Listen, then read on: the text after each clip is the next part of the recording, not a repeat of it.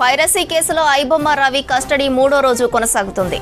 2 రోజుల విచారణలో రవి నుంచి పోలీసులు కీలక సమాచారం సేకరించినట్టు తెలిసింది. అయితే కస్టడీలో రవి పోలీసుల ఎదుట పశ్చాత్తాప పడినట్టు సమాచారం. జైలు నుండి బయటకి వచ్చాక పైరసీ వైపు వెళ్లనని పోలీసులను ప్రాధేయపడినట్లు తెలుస్తోంది. పైరసీ గుట్టు బయటపడితే విదేశీ పౌరసత్వం ఉండటంతో తప్పించుకోవచ్చనే ధీమాతో ఉన్నట్టు పోలీసులకు తెలిపాడు రవి. 6 ఏళ్లుగా తనను పోలీసులు పట్టుకోకపోవడంతో తన నెట్వర్క్ విస్తరించారని ఒప్పుకున్నాడు. మొదటి రోజు విచారణలో రవి నుంచి ఎంజిలా నెట్వర్క్ ఆర్థిక వ్యవహారాలపై కీలక లీడ్ సంపాదించారు పోలీసులు. ఐపీ మాస్క్ చేసి అనధికారిక వెబ్సైట్స్ నిర్వహించినట్టు గుర్తించారు. యాడ్బుల్ యాడ్ నిర్వహించడానికి గల కారణాలపై కీలక లీడ్ సంపాదించారు. గేమింగ్, బెట్టింగ్ యాప్ ద్వారా రవి కోట్లు గడించినట్లు గుర్తించారు. సాంకేతిక వివరాలతో పాటు దేశ విదేశాల్లో ఏజెంట్లు, ఉద్యోగుల వివరాలను ఆరా తీశారు పోలీసులు. అలాగే porn websites, piracy videos upload చేస్తున్న వెబ్సైట్స్ క్లోజ్ చేసేందుకు ప్రయత్నాలు మొదలుపెట్టారు. 2వ రోజు ఆర్థిక వ్యవహారాలు, బ్యాంకు విషయాలపై రవిని ప్రశ్నించారు పోలీసులు. అయితే 2వ రోజు ఏమాత్రం రవి విచారణకు సహకరించలేదని, పోలీసుల ప్రశ్నలకు రవి సమాధానం చెప్పలేదని తెలిసింది. ఇవాళ 3వ రోజు కస్టడీ ముగియనుంది. దీంతో పూర్తి వివరాలు రాబట్టే ప్రయత్నం చేయనున్నారు పోలీసులు. కస్టడీ ముగిసిన తర్వాత నాంపల్లి కోర్టులో రవిని హాజరుపరచనున్నారు. ఐబొమ్మ రవి కేసులో మరిన్ని అప్డేట్స్ అజయ్ అందిస్తారు.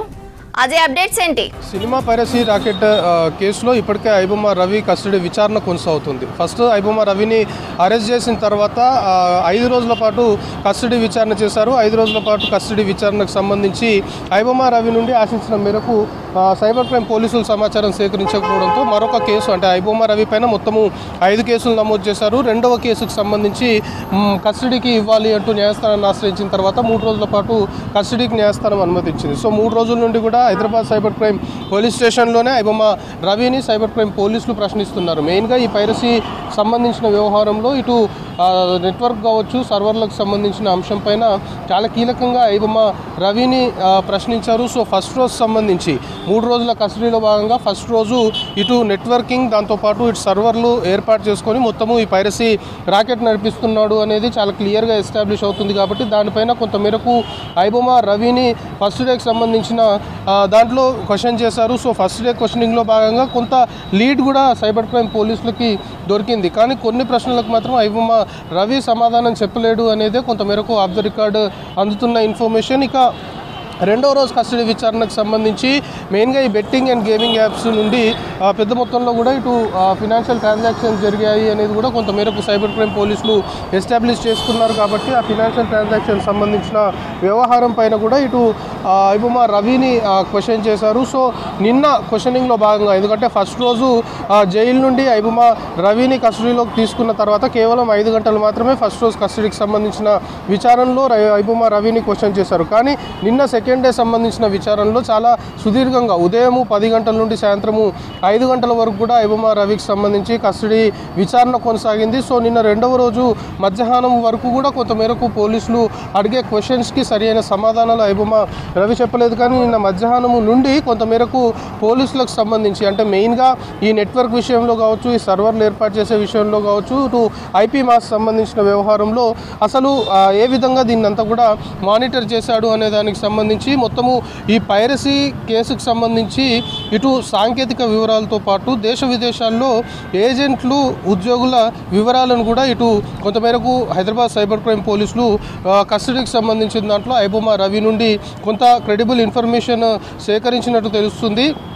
ఒకవేళ ఈ పైరసీ గుట్టు బయటపడిన ఐబొమ్మ రవికి సంబంధించి సిటిజన్షిప్ ఇక్కడ లేదు కాబట్టి తప్పించుకునే అవకాశం ఉంటుంది అనే ధీమాతోటే ఈ పైరసీ వ్యవహారం మొత్తం కూడా నడిపించాను అనేది కొంతమేరకు ఐబొమ్మ రవి సైబర్ క్రైమ్ పోలీసులకు చెప్పినట్లు కూడా మనకి సమాచారం అందుతుంది. దాంతోపాటు ఒక్కరోజు కాదు, 2 రోజులు కాదు, దాదాపు 6 years నుండి కూడా పోలీసులు పట్టుకోలేదు. కాబట్టి తను ఈ పైరసీ విషయంలో తన నెట్వర్క్ని పూర్తిగా కూడా విస్తరించే విధంగా ప్లాన్ చేసుకొని అదేవిధంగా ఎగ్జిక్యూట్ చేశాను. సో 6 ఏళ్లుగా కూడా పోలీసులు తనని పట్టుకోలేకపోయారు. కాబట్టి ఇక మీదట కూడా పట్టుకోరనే ఒక ధీమాతోటే ఈ పైరసీకి సంబంధించిన వ్యవహారం మొత్తం కూడా లీడ్ చేశాను, దాన్ని మొత్తం కూడా విస్తరించాను తన నెట్వర్క్ని అనేది ఐబొమ్మ రవి చెప్పడంతో పాటు పోలీసులు ఆల్రెడీ సైబర్ క్రైమ్ పోలీసులు ఈ పైరసీకి సంబంధించిన వ్యవహారంలో ఆల్రెడీ కొంత ఎవిడెన్స్ సేకరించారు. ఆ ఎవిడెన్స్ మొత్తం కూడా ఐబొమ్మ రవి ముందు నుంచి విచారిస్తున్నారు. ఎందుకంటే ఈ 3 రోజుల కస్టడీ సైబర్ క్రైమ్ పోలీసులు పైరసీ రాకెట్ కేసులో చాలా కీలకంగా భావిస్తున్నారు. కాబట్టి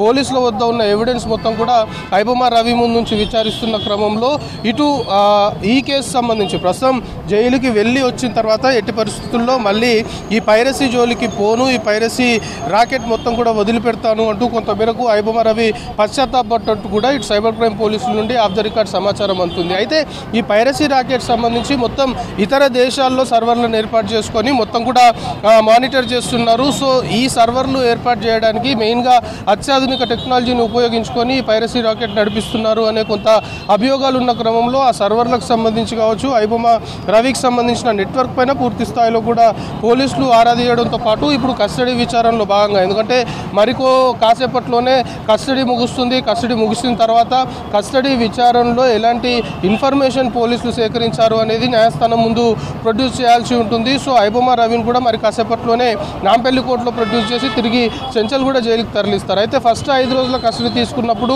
5 రోజుల కస్టడీ సమయంలో కొంత పోలీసులు ఈ పైరసీ రాకెట్ సంబంధించిన వ్యవహారంలో ఆశించిన మేరకు ఇన్ఫర్మేషన్ సేకరించలేకపోయారు. కానీ ఈ 3 రోజుల కస్టడీకి సంబంధించిన దాంట్లో మాత్రము ఐబొమ్మ రవి నుండి కొంత కీలకమైన సమాచారం సేకరించడంతో పాటు ఇటు నెట్వర్క్ సంబంధించి అంటే ఏ దేశాల నుండి దీన్ని అంతా మానిటర్ చేశారు, ఇతని టీం సంబంధించిన ఇన్ఫర్మేషన్ ఏంటి, ఎవరెవరు అతనికి సహకరించారు, అతను ఏ విధంగా దీన్ని మొత్తం మానిటర్ చేశాడు అనే అంశాలపైన కొంత ఐబొమ్మ రవి నుండి సమాచారం సేకరించడంతో పాటు ఇటు ఆర్థిక లావాదేవీలకు సంబంధించి ఐబొమ్మ రవి బ్యాంక్ సంబంధించిన అకౌంట్స్ ఎక్కడెక్కడైతే బ్యాంక్స్లో ఉన్నాయో ఆ బ్యాంక్స్కి కూడా ఆల్రెడీ సైబర్ క్రైమ్ పోలీసులు లెటర్ రాశారు.